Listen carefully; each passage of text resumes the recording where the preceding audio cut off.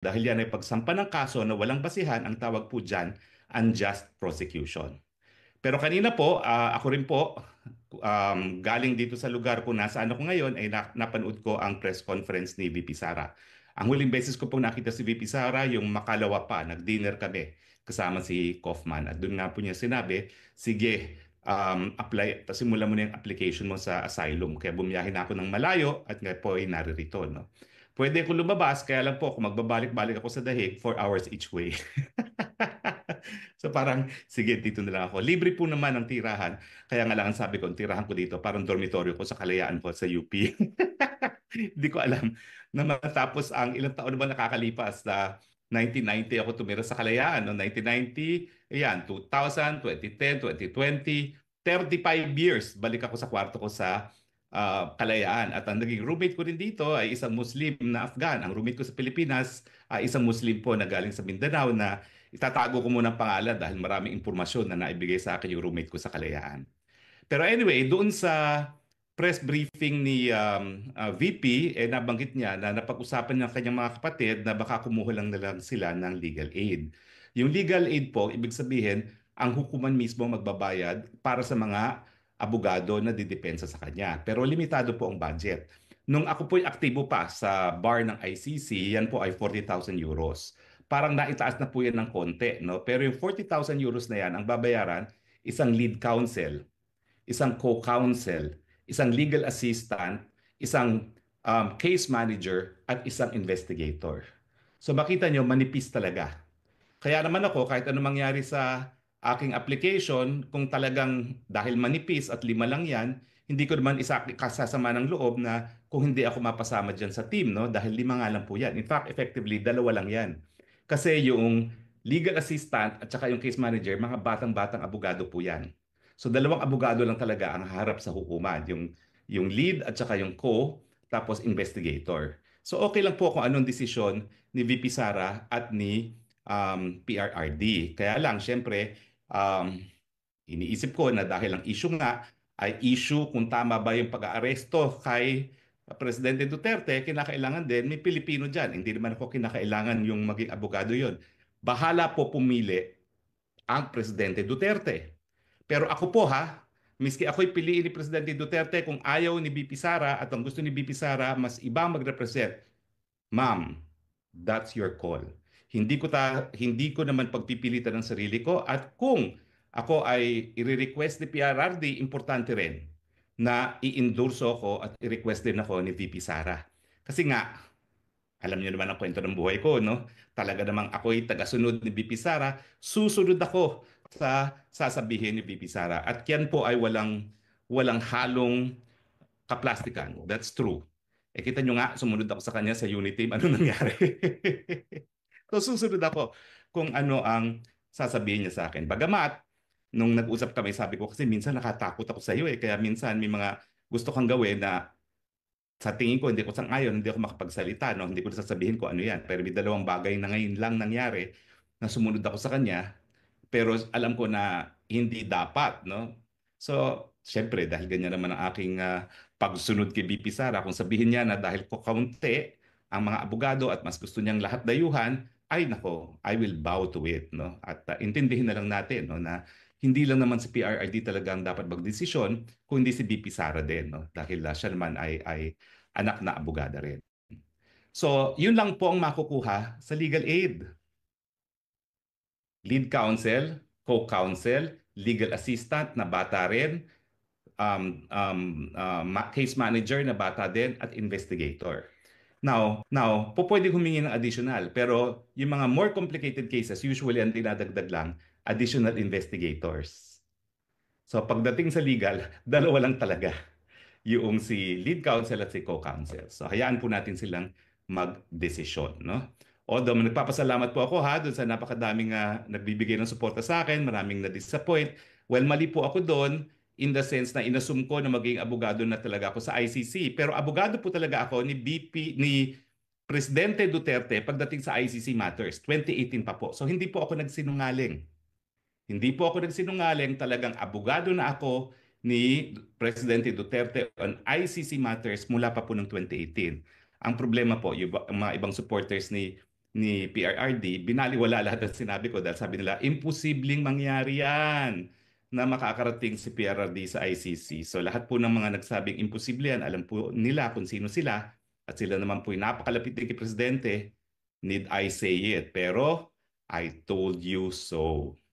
So anyway, yun lang pong makukuha sa legal aid. Now, hindi rin po automatic yan ha. Mag-iimbestiga pa ang ICC at titignan nila yung kita ni Presidente. Wala naman siyang kita, pension lang. Ang sabi ko nga, ang pension niyan mga 300,000 at most. In euro terms, times 7 ata ang euro, magkano lang yan. So that's basically, sabihin na natin ay 5,000, no? 5,000. O tama, 5,000 euros a month. Alam mo naman si Presidente, no, yung kanyang pensyon, hahatiin pa niya sa dalawa. Dahil alam niyo naman, sinasabi niya, dalawa yung asawa niya. Tapos, kung ano yung ari-arian. Ako po, I can swear, kailan ko lang po nakita ang bahay ni Presidente Duterte sa Davao. Na guilty ako dahil di hamak na mas maganda ang bahay ko kaysa sa bahay ni Presidente Duterte. Mayor, wag ka magagalit, pero ang description ko sa bahay niya, bahay ng kalapati. Kasi yung kwarto niya, nasa second floor, meron lang revolving stairways na napakakitid, pero memoryado rin niya yun. So miski mahina na ang kanyang paglalakad ngayon, miski nakapikit, kaya niya umakyat doon dahil buong buhay niya doon siya tumira. At matapos nga yan, kinausap ko yung kasama niya ng aalaga sa kanya, bakit naman hinahayaan ng pamilya ni Presidente na tumira sa ganito ang dating Presidente? Talagang sinabi ko yon. Ang sagot, meron ngang isang tycoon na bumisita sa kanya. Ang bilin sa kanya, bumili ka ng kahit anong bahay, akong magbabayad. Ayaw talagang umalis ni Presidente Duterte sa kanyang pamamahay.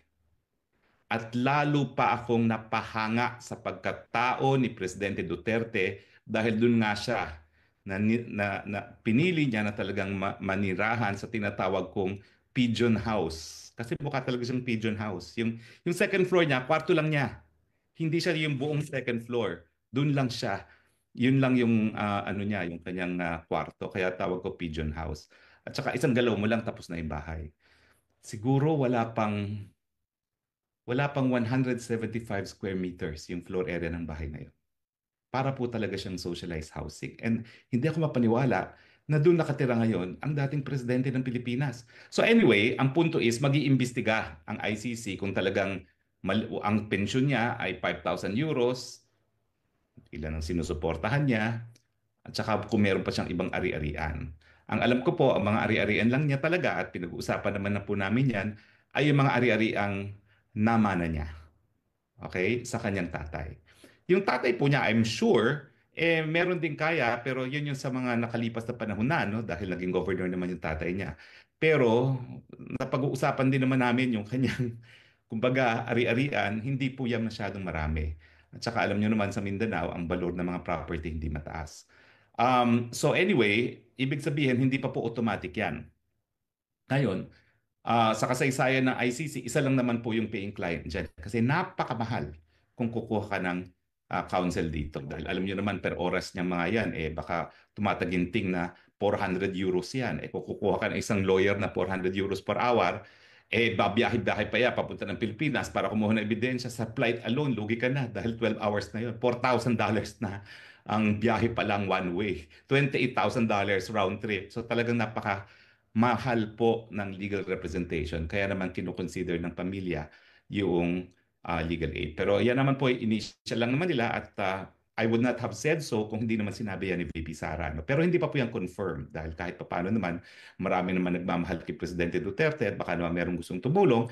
Kasi syempre, kung effectively, dalawa lang yung abogado na magtatrabaho at iba naman mga batang abogado, syempre mas mabuti kung mas marami pang makakatulong. Pero ako, happy na ako sa legal aid. Even if baka hindi nga talaga ako mapili dahil kakaunti lang yung tao, dahil that will prove to the world na talagang hindi nagpa-yaman si Presidente Duterte. No?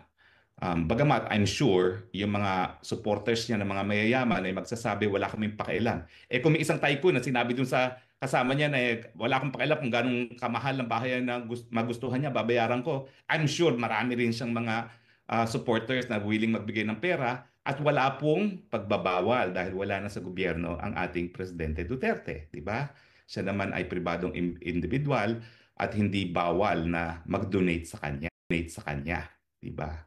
So anyway, yan po ang aking gustong i-discuss sa ating Spokes Hour, yung personal kong kalagayan. Ulitin ko po, hindi ako kailangan mag-antay ng approval ng asylum bago ako magkaroon ng temporary residence dito sa Netherlands. Meron na po akong temporary residence.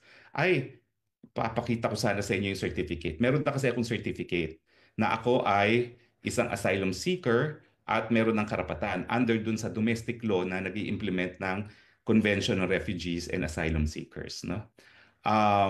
Alam niyo, sa totoo lang, napaiyak ako nung pinirmahan ko yan. Kasi bagamat ako'y matagal na sa larangan ng international law, nagturo niyan at naging abogado na rin sa mga dayuhan ng mga taga-ADB na humingi ng asylum sa Pilipinas, iba pala talaga yung kapag ikay nabigyan ng karapatan na manatili dahil ikaw ay pinipersecute sa iyong inang bayan. Mantakin nyo, 6 at kalahating buwan na ako nagtatago kay Marcos. Hindi ko pwede sabihin kung nasaan ako dahil alam kong hahabulin niya ako at pwede niya akong pa-deport o i-request ang extradition o sa ASEAN nga, hindi na kinakailangan ng extradition treaty. Pakiusapan lang dahil merong Mutual Defense Legal Assistance Treaty, no? So nung pinirmahan ko po yan, talagang humagulgol ako. Kasi sabi ko, sa kauna-unahang panahon, wala ng karapatan at hindi na ako makukuha ni Marcos Jr.